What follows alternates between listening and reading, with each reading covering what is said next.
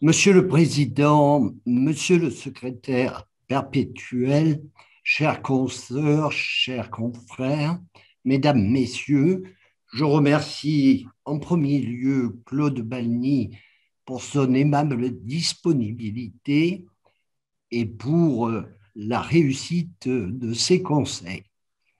Le sujet abordé aujourd'hui est non seulement ambitieux, mais peut-être quelque peu vaniteux.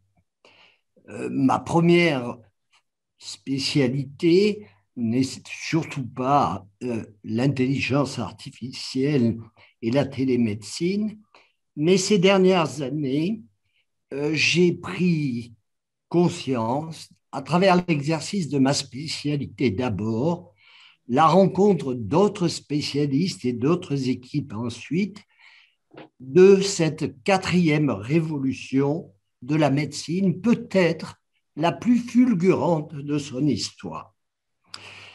Elle est en route, elle va très vite, elle va plus vite que toutes les lois, elle va plus vite que toutes les organisations, elle va plus vite que toutes les réflexions éthiques. La première révolution médicale a intégré, vous le savez, le corpus hippocratique avec son trépied constitué par l'observation du patient, son cadre de raisonnement et bien sûr son code de déontologie, le serment d'Hippocrate. Après avoir connu une deuxième révolution à travers l'hygiène au XIXe siècle, une troisième, celle de la science médicale triomphante, au XXe siècle, voici que le numérique balaie tout sur son passage, renverse les habitudes médicales, doit faire changer les métiers et prétend libérer le patient. C'est donc un sujet où effectivement la réflexion éthique et la relation patient-soignant est au cœur de la réflexion. Je vous rappelle bien sûr que les grandes conquêtes médicales de la deuxième moitié du XXe siècle, soit très récemment, et du début de ce siècle, ont contribué à faire évoluer la médecine à vive allure. On parle aujourd'hui de médecine ciblée, de médecine robotisée, de médecine où l'imagerie a pris une place considérable avec des techniques très performante, utilisant d'ailleurs l'intelligence numérique. On parle maintenant de médecine numérisée et plus encore algorithmée. À côté de cette médecine technique, médecine des maladies, nous le savons, la genèse et la sévérité des grandes maladies chroniques et leurs complications sont très liées à l'environnement social, au conditionnement alimentaire ou à des addictions, à l'éducation et au niveau éducatif précisément, et à la personnalité des patients. C'est pour cela que nous parlons de médecine de la personne. Alors, où placer la télémédecine et l'intelligence numérique? J'aborderai successivement deux points essentiels au cours de cet exposé. Le premier, c'est sur la télémédecine et ses déclinaisons. Le second, c'est sur l'intelligence artificielle, mieux dénommée intelligence augmentée et moins bien dénommée intelligence artificielle. La télémédecine comporte quatre déclinaisons essentielles. La téléconsultation, relation d'un médecin avec un patient à distance. La téléexpertise, relation d'un spécialiste, parfois hyper spécialiste, avec une équipe, un médecin, un centre, un cabinet moins spécialisé et bien sûr à distance, mais les médecins de proximité, les infirmières de proximité, faisant l'intermédiaire entre le patient et l'expert à distance. Ensuite, la télésurveillance et la téléassistance sont le fait le plus souvent de dispositifs médicaux connectés, tels que, en cardiologie, les pacemakers, les défibrillateurs qui envoient des milliers d'informations à distance sur des plateformes qui peuvent, dans le temps ou de manière différée, donner l'alerte. Dans la diabétologie, bien sûr, j'en dirais un mot, les capteurs de glucose peuvent envoyer leurs informations à distance ou sur ce qui est quotidien pour les diabétiques aujourd'hui, leur smartphone qui permet d'enregistrer les courbes glycémiques, de prédire et de donner la glycémie en temps réel. La pandémie de la COVID-19 a été un formidable accélérateur pour la télémédecine. Regardez les chiffres. Téléconsultation en 2019, moins de 500 000. Nous sommes aujourd'hui en route sur les 15 millions de téléconsultations. En mars 2009, début mars 2009, avant l'arrivée de l'épidémie, moins de 10 000 consultations, téléconsultations étaient faites par semaine. En avril 2019, un mois plus tard, 1 million de consultations par semaine. Vous voyez l'échelle de grandeur. Bien sûr, ça s'est tassé par la suite et nous sommes revenus à des chiffres plus raisonnables. Mais le pas franchi a donné l'élan. Les sites ne s'y sont pas trompés. Les prestataires de services de télémédecine ont proposé un nombre considérable de possibilités. Doctolib est le leader. Le nombre d'inscrits sur le site web aujourd'hui dans notre pays, passant par Doctolib, est de 50 millions de personnes. Le nombre de professionnels de santé utilisateurs de téléconsultation était de 3 000 avant la Covid et monté à 30 000, en ce moment se stabilise autour de 20 000. Que pensent les Français des téléconsultations? Selon ce sondage de l'Institut Harris Interactive en janvier 2020, autour de 80% savent qu'elle est remboursée. Autour de 80% savent qu'elle permet de faire une ordonnance. Autour de 80% pensent qu'elle facilite l'accès à un médecin. Et de même, la très grande majorité indique que c'est à leurs yeux un moyen de lutter contre les déserts médicaux. 70% des Français y sont favorables pour un problème de santé sans gravité, mais 28% seulement y restent favorables pour un problème de santé majeur.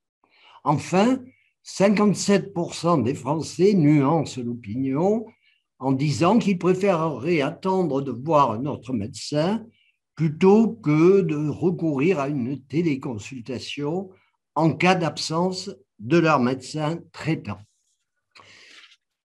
Les dispositifs médicaux qui sont importants aujourd'hui, se développent à grande allure, ne sont pas simplement les dispositifs qui comptent les pas, le rythme cardiaque ou même la pression artérielle.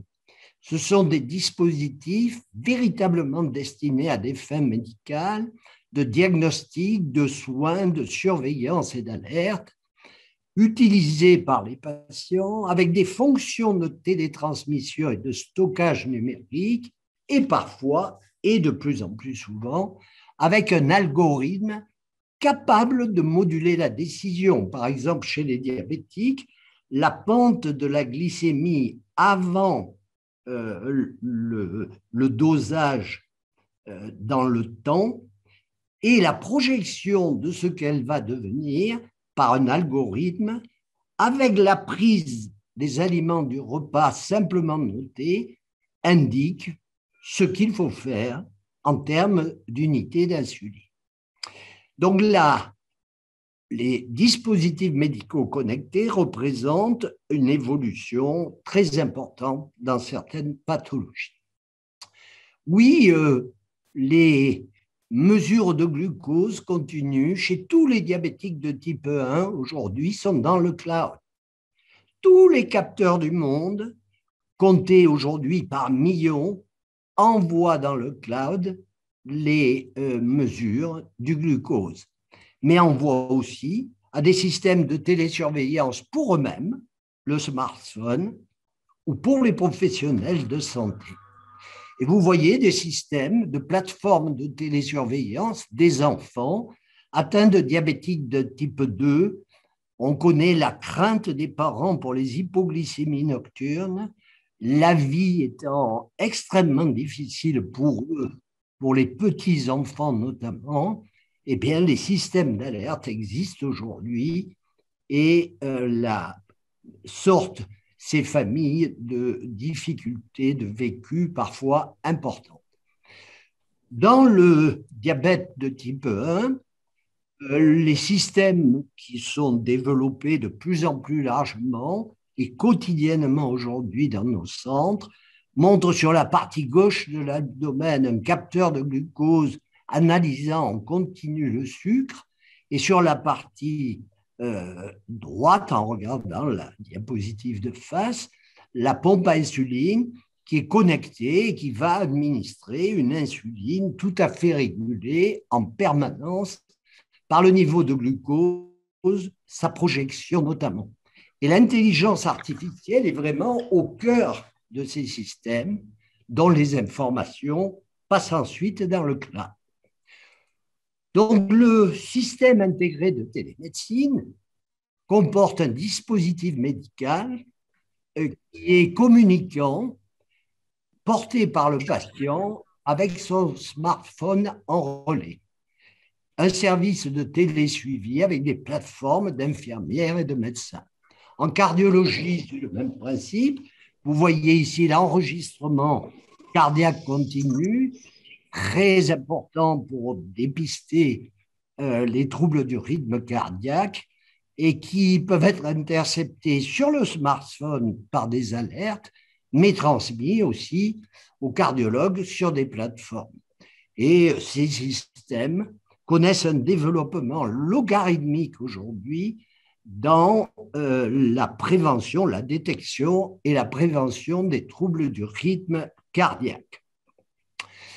Alors, le potentiel et les bénéfices attendus de la télémédecine et de ces dispositifs médicaux connectés, c'est évidemment de faciliter l'accès aux soins dans les cas d'éloignement des équipes, de sauver des vies, et on le voit tous les jours à travers des défibrillateurs et des alertes aux patients, d'accroître la sécurité avec ces alertes à distance, mais aussi de faciliter la personnalisation de la prévention, du diagnostic, des soins et même de l'éducation thérapeutique appuyée, renouvelée, questionnée à distance. Enfin, il est sûr que le grand atout de ces systèmes, c'est de favoriser l'autonomie du patient avec son maintien à domicile. La triple attente de la personne soignée est toujours la même, qu'elle soit confrontée aux soins par télémédecine et dispositifs médicaux ou qu'elle soit de médecine traditionnelle. Tout d'abord, le patient demande qu'on lui donne accès à des soins de qualité, c'est-à-dire des soins où il aura en temps utile la bonne réponse avec la pertinence des indications, des outils de diagnostic et de traitement. Donc, bien sûr, l'accès en temps utile aux soins de proximité, mais aussi aux soins de recours spécialistes avec les outils les plus performants. La deuxième demande, c'est la demande « prenez soin de moi ». C'est-à-dire comment préserver la qualité relationnelle et l'accès à des consultations en présence quand on a engagé un patient dans des téléconsultations qui vont être par facilité reproduites. Enfin, facilitez-moi la vie, c'est-à-dire coordonner le parcours, prenez des rendez-vous. C'est ce qu'essaie de faire Doctolib, mais avec un parcours fluide et une qualité de vie qui en découle lorsqu'on a une ou plusieurs maladies chroniques. Vous le voyez, la télémédecine, et on le verra plus tard, l'intelligence numérique, répondent assez bien à la première demande, des soins, accès à des soins de qualité. À la troisième demande, c'est-à-dire un parcours plus fluide, facilitant la coordination. Par contre, le souci de la personne, la présence, ce qui donne une qualité relationnelle est beaucoup plus problématique avec ces outils. Et donc, il existe, bien évidemment, un questionnement éthique relatif au respect des patients et de leurs droits avec la télémédecine et les outils connectés. Il convient d'avoir une application respectueuse des aspirations humaines et soucieuse de la personne. Comment privilégier l'autonomie? Bien sûr, dans la télémédecine, les dispositifs médicaux connectés, il faut le consentement libre, éclairé de la personne. Mais l'éclairage de la personne demande une préparation, demande une éducation, demande une formation des patients soumis à la télémédecine et à ces techniques. Donc, l'autonomie du patient se prépare. Et c'est un des enjeux de la formation des médecins et des professionnels de santé que de savoir initier les patients à la télémédecine et à ces outils. Il faut avoir le souci de la liberté de leur choix et de pouvoir les laisser remettre en question ce type de suivi en retournant vers des consultations ou une prise en charge traditionnelle. Enfin, il faut une évaluation régulière tenant compte du vécu du patient et pouvoir, là aussi, remettre en question une telle prise en charge. Pour l'autonomie, c'est donc clair. C'est une formation des personnels et c'est une grande préparation. Pour la bienfaisance ou la bientraitance par ces systèmes, je vous l'ai dit et j'appuie là-dessus, la préparation préalable est essentielle à la qualité de la téléconsultation. Il faut des données cliniques précises préparées à l'avance, des données biologiques, la capacité de prendre connaissance de l'imagerie de façon anticipée et, bien sûr, savoir que tout ne peut relever d'une indication de télémédecine. L'interrogatoire est absolument primordial et a une valeur renforcée lorsqu'on utilise ces outils. Il doit imposer une rigueur et une méthode spécifiques et là encore, une préparation et une formation spécifiques. Enfin, il faut travailler pour pouvoir préserver une relation humaine en maintenant une forme de contact qui évite des erreurs très facilement, survenant très facilement avec l'utilisation de la connexion. Mais le plus important, c'est d'éviter les nuisances potentielles. La souffrance physique ou psychologique peut être beaucoup plus facilement sous-estimée à distance. L'absence d'attention, d'écoute, de présence du médecin nuit à la lecture des attentes et de l'émotion du patient. C'est un réel problème. Le contact est facilement inadapté, voire blessant. La téléconsultation n'est pas propice à une annonce. car l'annonce, c'est les yeux dans les yeux, l'écoute, les silences, l'adaptation en fonction de la réactivité du patient et une annonce de maladie grave par téléconsultation, aujourd'hui, n'est pas acceptable. L'absence de tact est donc peut-être plus patente encore dans ce système de soins. Enfin, le choc des mots est certainement plus violent, car souvent ne pouvant pas être rattrapés et renforce la souffrance. Enfin, l'utilisation d'un vocabulaire inintelligible, déjà fréquent dans nos pratiques médicales, sans la lecture correctrice du regard du patient qui en dit long sur son incompréhension de ce qui lui est expliqué, amène à une inintelligibilité supplémentaire. Je ne parle pas des intrusions possibles par la téléconsultation à des heures qui ne sont pas adaptées. Je ne parle pas non plus de la nécessité absolue de s'en tenir aux données indispensables.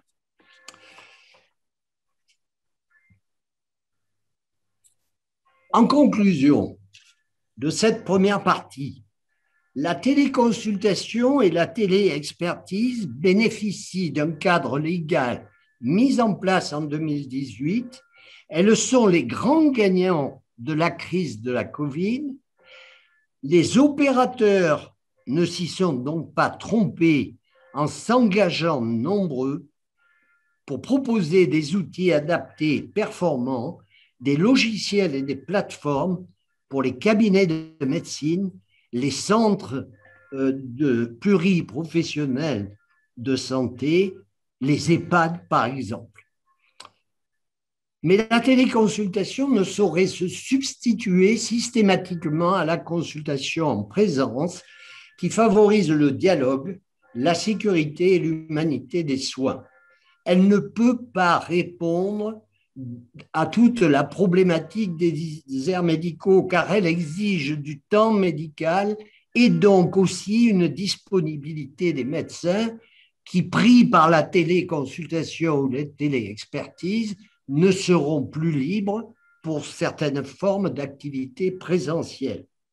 Ces techniques, enfin, requièrent, je vous l'ai dit, des patients et des équipes médico-soignantes formées et expérimentées dans l'usage de ces techniques et attentives à la qualité relationnelle. L'intelligence numérique augmentée. Vous le savez, si on est simple, elle reproduit certaines fonctionnalités de l'intelligence sur des ordinateurs. Elle est surtout capable de stocker des données immenses de données, des capacités immenses de données qu'un cerveau ou plusieurs ne peuvent absolument pas intégrer et encore moins traiter. Et donc, ces stockages peuvent être traités par des algorithmes qui vont influencer ou décider dans bien des situations de la santé et on pourrait dire de vie. Bien sûr, chaque fois qu'un progrès surgit, en parallèle surviennent des inquiétudes.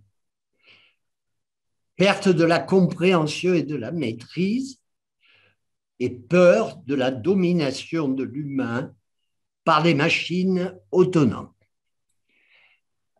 Ne nous y trompons pas, avec les numériques, les relations entre les hommes vont se transformer, j'ai utilisé le mot considérablement, peut-être plus encore.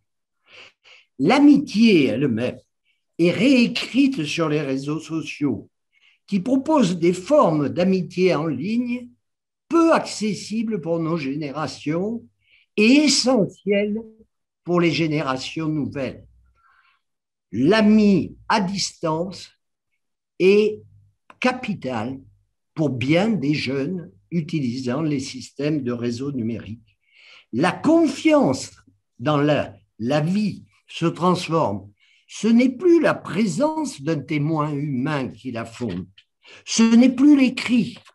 C'est la machine, ou plus exactement la blockchain, c'est-à-dire une procédure de transmission d'informations sécurisées, infalsifiables et transparentes de tous les échanges entre utilisateurs que seules les machines peuvent être en œuvre et assurer. La réputation ne se bâtit plus désormais que sur le seul qu'en dira-t-on de quartier, mais sur un score numérique qui relève et agrège un grand nombre d'informations relatives à des comportements, à des conduites, à des manquements, à des infractions mineures, mais qui, cumulées, montrent un incivisme, une attitude répréhensible. Je ne soutiens pas le système chinois, mais aujourd'hui, la réputation en Chine, c'est des faits enregistrés, numérisés. Combien une personne a traversé les passages cloutés au feu vert dans le mois, dans l'année? Combien de jours de découvert en banque?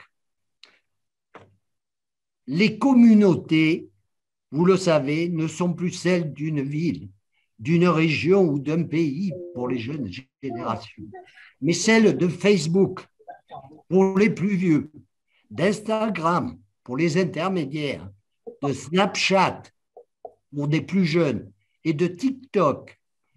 La communauté des idées ou des sentiments dévoilés à nu sans pudeur ni crainte à ses amis du monde entier. Dans les soins, évidemment, très affectés par le développement numérique, la relation patient-soignant va évidemment changer. En intégrant dans la décision partagée un troisième partenaire s'associant au couple médecin-patient, ce troisième partenaire revendique avec arrogance la supériorité annoncée de ses injonctions, l'intelligence artificielle avec ses neurones logarithmiques. Force est de constater que oui, le patient change. Ce patient a bien sûr toujours ses préjugés, ses opinions forgées par son éducation, par son milieu, par ses rencontres, par son environnement. Mais il est avant tout de plus en plus modélisé par les messages assimilés, voire assénés par Internet, qui paraissent le conduire à des certitudes et à une décision inéluctable par croyance aveugle aux informations diffusées. Il est dépendant, il est addictif de ces nouvelles technologies et de l'assistance apportée par une intelligence artificielle qui pense pour lui. Mais par là, il se libère du médecin et pense être autonome. Je ne sais s'il faut penser, comme l'écrit l'historien israélien Yuval Noah Harari dans l'Homo Deus, que les individus s'habitueront à se voir comme un assemblage de mécanismes biochimiques, d'images constamment surveillées et guidées par un réseau d'algorithmes électroniques. Mais le risque n'est pas inexistant et il faut s'en prémunir. Un patient ne peut et ne doit pas devenir exclusivement un fournisseur de big data et un homme dont la santé et le comportement est endigué par l'injonction de l'intelligence numérique. Et le médecin, lui, le soignant, il va aussi changer. Il doit dès à présent se former pour penser, raisonner et agir différemment, en acceptant ce nouveau partenaire numérique qui va accélérer la perte du monopole de son savoir et de son pouvoir de décision.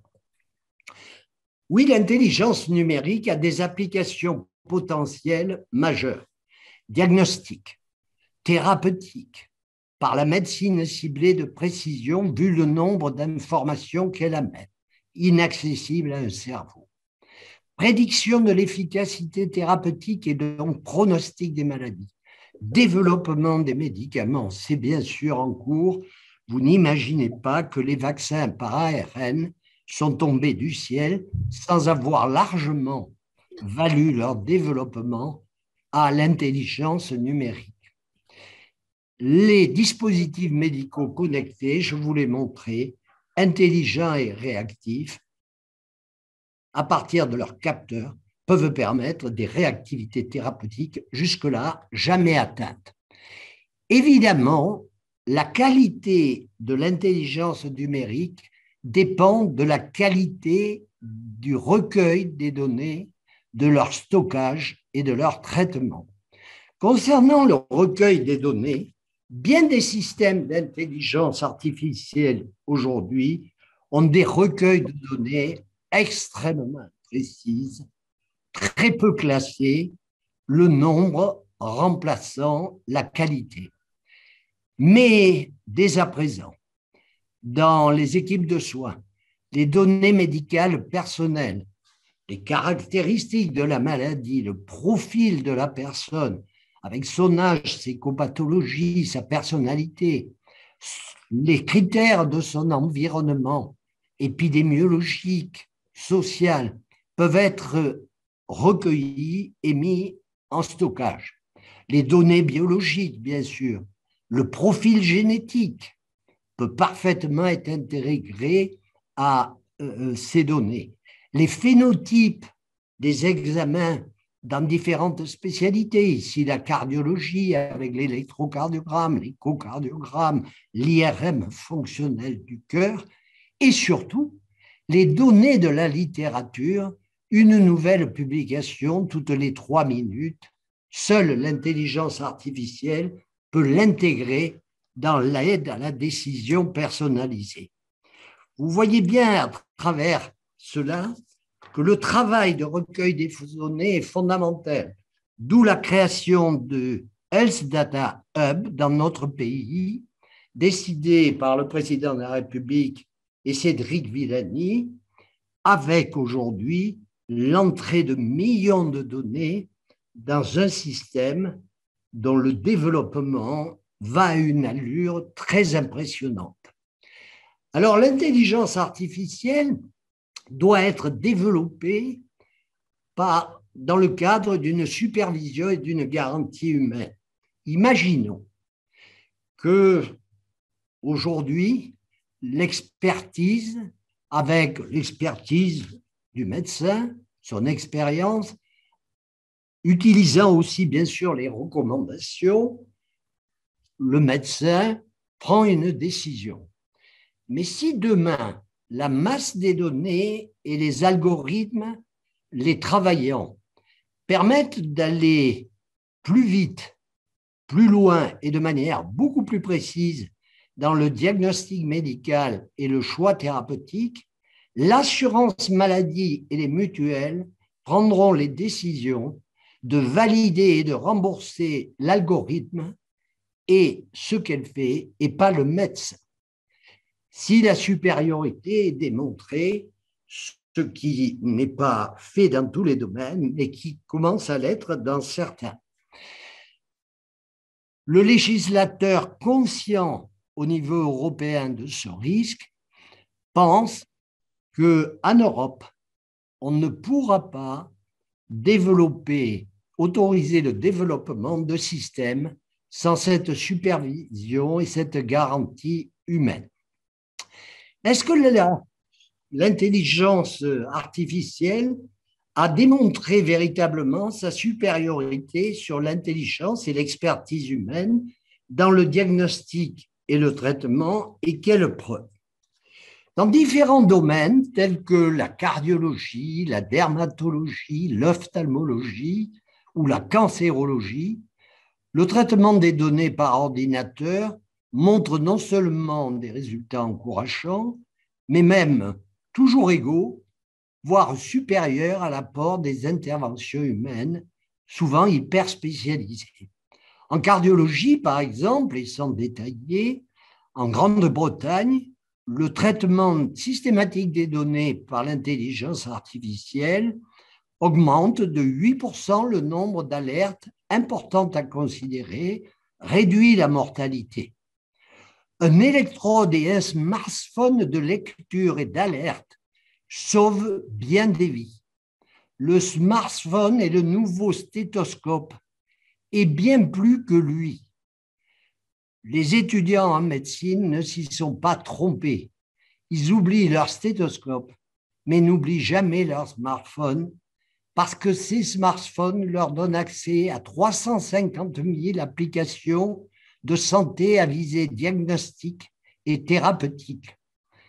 Et même, parfois, sont couplés à des dispositifs médicaux allant plus loin. En dermatologie, la lecture automatique des lésions cutanées chez des milliers de personnes, comparée à la lecture effectuée par 21 experts, donne des résultats de dépistage des lésions à risque ou malignes comparables ou meilleurs. En ophtalmologie, le traitement automatisé de centaines de milliers de rétines de diabétiques évalués par un algorithme comparé au diagnostic de 7 experts montre 92% de résultats conformes grâce à cette lecture numérisée. En cancérologie, l'ordinateur peut repérer si une tumeur est présente ou non sur des images de coupe de prostate. Il est déjà dans le Health Data Hub français. 10 000 images prostatiques sont répertoriées, étudiées par des algorithmes apprenants qui donnent une fiabilité et une reproductibilité diagnostique jamais atteintes. La prédiction génétique a bien sûr montré la voie. Comment la capacité mémorielle d'un cerveau de médecin pourrait s'y retrouver dans 25 000 gènes pour les 7 000 maladies rares répertoriées à ce jour, alors qu'il n'en voit que 2 ou 3 dans une vie. Comment un médecin pourrait reconnaître les innombrables mutations et variants qui les déterminent, ces maladies? Bien sûr, l'intelligence numérique a apporté une réponse totale en ce domaine. En psychiatrie, plus étonnant, le couplage de la réponse des patients à un questionnaire et à une cartographie du cerveau en IRM fonctionnel, avec lecture par un algorithme, repère 91% des personnes suicidaires. Philippe Courtet, chef de service à l'hôpital La Péronie de psychiatrie, voici quelques jours, à la faculté de médecine, lors d'un colloque pour le 800e anniversaire, nous montrait comment une application smartphone pouvait mieux prédire la crise suicidaire en temps réel par un algorithme d'alerte, enregistrant les changements de comportement, les ruptures ou l'instabilité thérapeutique des patients ou encore leur silence ou à l'inverse leur changement de discours ou de contact ou l'absence de contact. Un essai randomisé publié dans le journal référent de médecine JAMA en 2021 confirme que les psychothérapies digitales induisent une adhésion et une satisfaction des patients tout aussi efficaces que les thérapies cognitives et comportementales en présence, mais sont de moindre coût. Elles engagent plus encore l'implication du malade. Enfin, Philippe Courtet nous a appris l'autre jour que ceux qui ont des contacts virtuels au quotidien sont relativement protégés de la décompensation dépressive. Cependant, les algorithmes ont des biais. La machine peut amener à des résultats absurdes. Ces biais, ils sont de 3 ordres. Des biais de recueil des données, soit une soit une sous-représentation des échantillons de patients. Tout à l'heure, en discussion avec le responsable du Health Data Hub national, je lui demandais si dans les millions de données actuelles, centaines de millions, il n'avait pas une sous-représentation des données de la médecine de ville. Il m'a dit oui, alarmante, parce que 84% des données viennent des hôpitaux et des cliniques. Vous voyez un type de biais. Aux États-Unis, les biais sont fréquents au niveau de l'ethnie, au niveau du niveau social, et peuvent amener à des discriminations ou à des résultats aberrants. D'autre part, les biais existent sur le choix préférentiel du concepteur dans la sélection et la pondération des données qu'il utilise. Et là, il peut être guidé par une éthique prioritariste qui donne la priorité à la gravité, aux comorbidités, au jeune âge, à certains risques, ou une éthique utilitariste qui sélectionne selon le nombre de vies prolongées, les chances de succès chez les jeunes, la vie d'un jeune étant supérieure dans ses choix à la vie de personnes plus âgées. Enfin, des biais qui peuvent être égalitaristes, c'est-à-dire on donne le plus possible d'influence à la balance coût-efficacité ou à l'équité sociale. Vous le voyez, les biais prédictifs du concepteur peuvent amener à une décision qui peut, elle, poser problème. Évidemment, l'Europe propose un règlement général de protection des données, le RGPD, décliné dans tous les pays, le nôtre ne fait pas exception. La difficulté, c'est que le développement des applications et des algorithmes est plus rapide que la réglementation qui devrait galoper et s'adapter à la naissance tous les jours de nouveaux algorithmes. Alors, l'Europe dit, d'abord, ne seront acceptés que le traitement des données licites, c'est-à-dire qui visent des objectifs légitimes et pas du commerce, qui ont une finalité spécifiée, intelligible par le patient. L'Europe dit aussi que le droit d'obtenir des informations accessibles et intelligibles par le médecin est nécessaire pour accepter l'algorithme afin qu'il y ait une explicabilité. Mais tous les experts s'accordent à dire qu'on peut évaluer un algorithme sur la qualité du recueil des données, on peut l'analyser sur le choix qui prévalait dans les objectifs, mais qu'il y aura toujours une part inaccessible de boîtes noires qui se décline d'ailleurs en plusieurs autres boîtes noires. Enfin, le traitement des données sensibles est interdit, sauf certaines dérogations. Il n'est pas possible dans notre pays d'indiquer l'origine raciale ou ethnique, ce qu'on appelle les données d'origine, les opinions politiques, les convictions religieuses ou philosophiques, les données génétiques concernant l'orientation sexuelle elle-même étant en débat, et d'autres. Le quatrième point, c'est que la protection et la confidentialité des données doit être la meilleure possible. C'est pour ça qu'il y a recours à la pseudonymisation. Le pseudonyme est une protection majeure, mais l'anonymisation n'est jamais absolument totale. On peut cependant s'interpeller sur le fait que bien des personnes de notre pays notamment, aptes à déverser toute leur vie quotidienne, sentimentale, familiale, amicale, émotionnelle, amoureuse, sur le web, soient si réticents quand il s'agit de leur simple chiffre de tension artérielle. C'est un problème qui est toujours stupéfiant dans notre pays. Comment il devient méfiant sur des choses secondaires et comment il n'attache aucune importance à la diffusion massive de ces données intimes, ces données de l'esprit.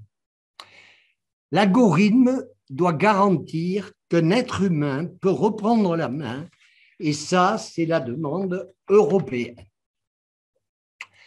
En conclusion, le déploiement numérique est irréversible. Retarder son développement en soins serait anti-éthique, car pourrait faire perdre des chances à des personnes qui vont en trouver de plus grandes à travers ce qu'il amène. Il induit une rupture particulièrement complexe que nous voyons.